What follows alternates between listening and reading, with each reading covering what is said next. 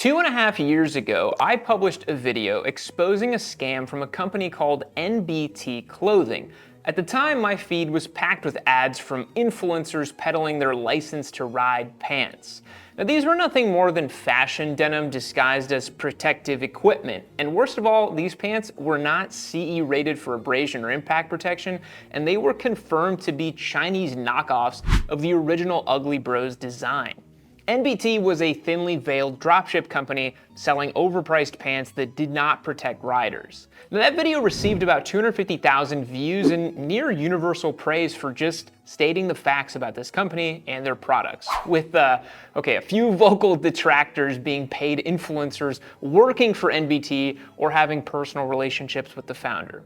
Well, fast forward to today and NBT has changed quite a lot. I'm happy to report that their pants are now CE rated. They've made significant strides in improving their product, and they don't appear to be derivative designs from China.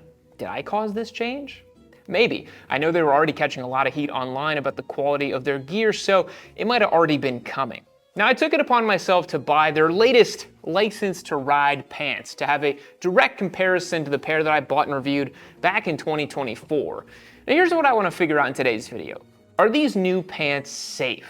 How are they different from the previous product? And is NBT a company you can actually trust? In short, does NBT Clothing still suck? Now, full disclaimer, in case it wasn't obvious, this video is not sponsored in any way, shape, or form. I have no contact with NBT or any other company listed in this video, and I'm not working with them for this video in any specific way.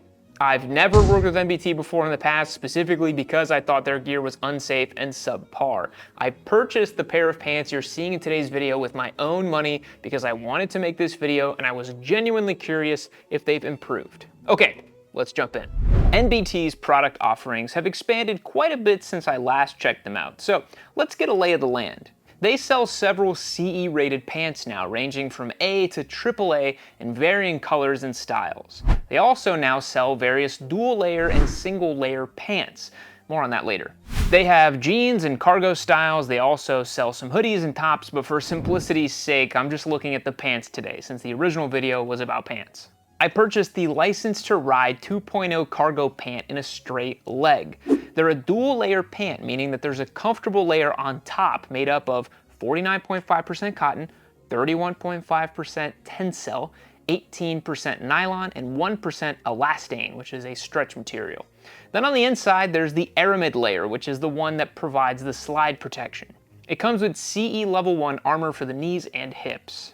I paid $216 after taxes and shipping, but they were on sale, and they typically retail for $249. They are CE AA rated, but interestingly, they received a AAA rating for the seams and the tear, which is the highest rating.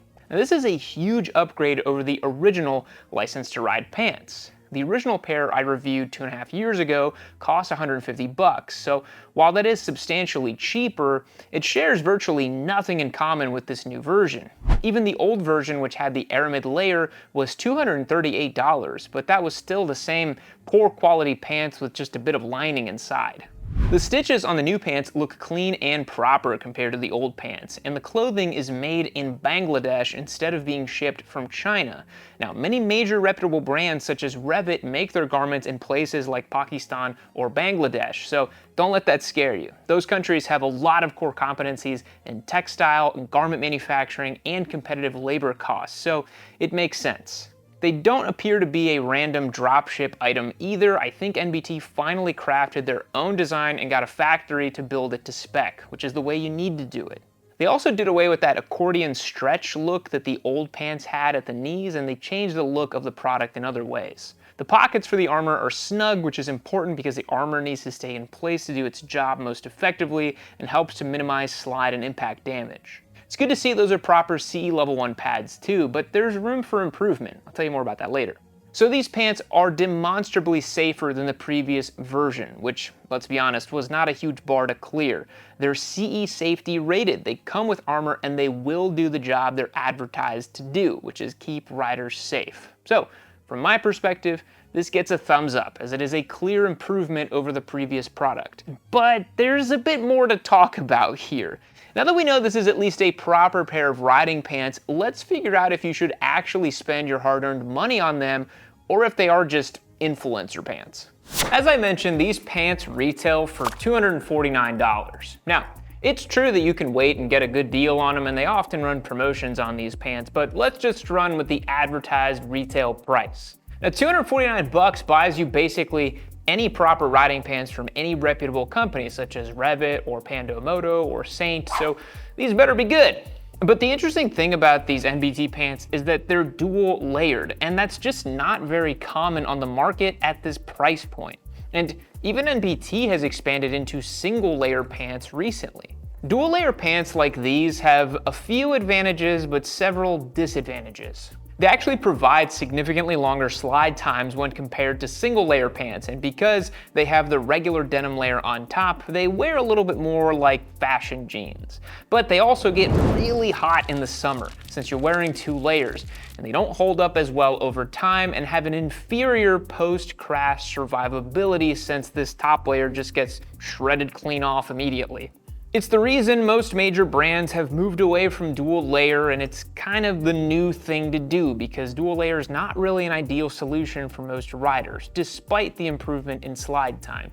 And this is just my personal opinion, but these pants would not work well in a warm climate like Austin, Texas, where I live. Even while filming this in our air-conditioned studio, I was already getting pretty warm. And they just don't have the same level of give and stretch as other riding pants that I've tried. It's important to note that even though 2 pants can carry a CEAA rating, the way they're going to behave in a slide and how they'll hold up over time will be different depending on their construction. A dual layer pair of pants like these right over here are going to get nuked the first time you come off the bike, whereas a single layer could still be usable after you crash. Now, I'm not advocating that you crash multiple times in the same pair of pants. I'd like for you to not use this gear as it was intended and designed to be used, but it's something to think about. It's why NBT is shifting their own focus onto single layer pants with their EnduraTech fiber and shifting to that price point of $289. By the way, EnduraTech is just NBT's name of their proprietary blend of fabric in their single layer pants, which is what all other brands do. They might use different fibers woven in at different percentages, and there's plenty of alternatives like Dyneema or Cordura being available on the market. Now here's something to think about. A real-world motorcycle crash is not a predictable event that can be easily replicated in a lab. There's tons of tests and tons of certifications, but by its very definition, it is a rather chaotic, multi-phase event. And you can think of it in 3 phases. There's the impact, there's the potential seam burst, and a slide. A pair of pants needs to account for all of those, and a single layer pant with proper armor is usually the way to go, despite having slightly reduced slide times because they balance all of the factors pretty well. Speaking of armor, let's discuss the ones that come with the NBT pants and something called D3O. All right, I'm gonna let you in on a little secret. I probably shouldn't make this as public as I'm about to, but I am ridiculously available on my Discord server on yammynoob.co. If you wanna talk to me, hang out, ask me questions, I am on there literally every single day because I care about the community I've built on the Discord server. We have thousands of people from all over the world who just wanna talk about motorcycling. We have an incredible knowledge base on there too, so if you have any questions about motorcycling, motorcycle culture, the gear you wanna buy, the bike you're gonna get, it's a great place to come and hang out. And again, yours truly, on there literally every day. So head over to yammynoob.co in the link in the description, become a member. Any membership package you get gets you access to the Discord server. And hey, you'll also get locked in to win some pretty sweet giveaway bikes too. So click that link down below, become a member, support the show. We're one of the largest independent voices in motorcycling on YouTube. We have no corporate sponsors. Nobody tells us what to say. We just tell it like it is. And it's 100% human grade nonsense here on YammyNoob. No AI touches what we do. So hit the link down below, become a member. Now let's get back to the show. And I'll be honest, at this price point, I think NBT should offer D3O armor. Now, this might be a point of contention since many major brands are selling quality CE-rated pants without D3O, but I think if you're gonna drop that much money on some pants, they should have some proper armor. D3O works completely differently to traditional armor, and it's why I use it in my riding pants from Saint and Pando Moto.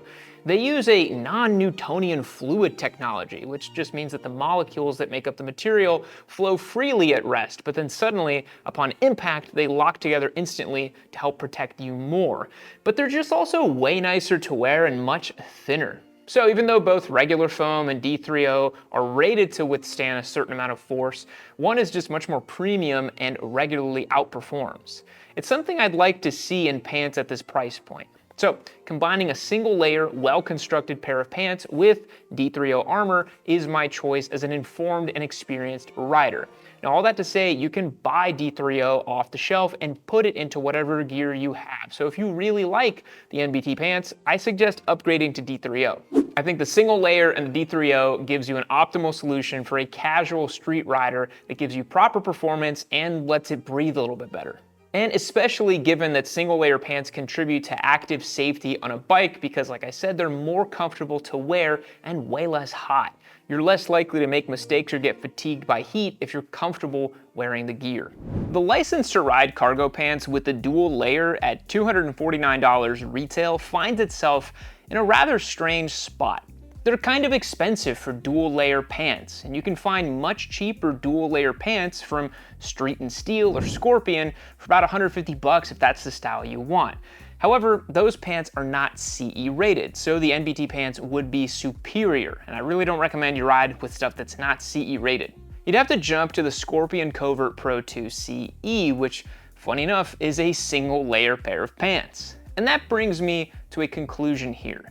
The average street rider is almost always better off spending 200 bucks, 250 bucks on a premium single layer pant from a reputable brand like Revit, Pando Moto, or Saint, rather than a dual layer pant from NBT.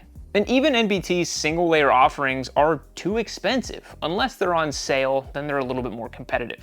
Single layer pants are lighter, significantly more breathable in the summer, look closer to normal streetwear, and don't rely on a sacrificial outer layer that just gets destroyed in a slide. I'm really happy NBT is actually selling CE rated gear now, but they're still kind of overpriced influencer pants. Remember, if you're seeing advertising constantly about a product, it's more than likely overpriced. And this brings up two ethical dilemmas I wanted to discuss about this company. Let's ask a difficult question. Is it okay that NBT spun up their business in this kind of go fast, break things, scrappy way and treated riders like collateral damage? I mean, how many people bought the old version of these pants that were not CE rated and then they went down and then they didn't receive the protection they thought they'd get? Should we as a community support a company that did that? Ultimately, that's up for you to decide. People change, companies change, and they've obviously improved. But for me personally, that's always gonna leave a sour taste in my mouth, and I probably wouldn't wear a pair of NBT pants. But at least now I won't feel bad for people wearing them because they will hold up in a crash. The other point to consider is the pipeline NBT utilizes to sell these pants. They overwhelmingly rely on influencers to peddle their products, link them on their direct-to-consumer site, where NBT is the only product that is for sale. So customers have to do their due diligence by going to a different website, which introduces some friction. Say what you will about Revzilla, the fact that it's a giant company owned by private equity, but at least you can shop and compare different products right there on the site. With NBT, you just go on their site and you're in their ecosystem and their world. Look, the mission on my channel is simple. I get more people on two wheels. I try to educate, explain, and proselytize the good word of motorcycling. I take my job very seriously because motorcycling is very serious. People need to understand best practices like buying a motorcycle that makes sense for them and getting proper training and, of course, wearing the correct gear they feel comfortable in. It's why NBT originally got under my skin so much. I don't appreciate when companies misrepresent their products and it leads to serious safety issues, particularly with motorcycling. So, better late than never, NBT. I'm glad to see proper gear on the website, even if the price point is a little bit inflated due to influencer marketing. Realistically, you should get these pants if you like the style, the vibe, and you understand that you're not getting the most bang for your buck, and you want to support this company in particular. Otherwise, I think you're still better served by picking up a pair of single-layer construction pants from companies like Revit, Pandomoto, or Saint, but at least now the difference is not so insanely stark. So, to answer the question posed in the title of today's video, does NBT clothing still suck? No, definitely not. They used to suck, but now they're just kind of expensive, but they will keep you safe. And I think I can live with that. And I think a lot of riders are currently, while they're wearing their NBT pants. Drop me a comment down below with your experience on NBT. Are you happy to see this company change and improve? Is there anything else you want to see them do differently? Because let's continue to hold companies accountable in our community. Because remember, companies work for us, not the other way around. They only exist because we pay them money, and if we don't want them to exist, we don't buy their products. Thanks for watching today's upload. Have fun on your motorcycle and ride safe, everyone. Make sure you always do your research and understand what you're buying, especially when it comes to safety equipment. I'll catch you on the next one.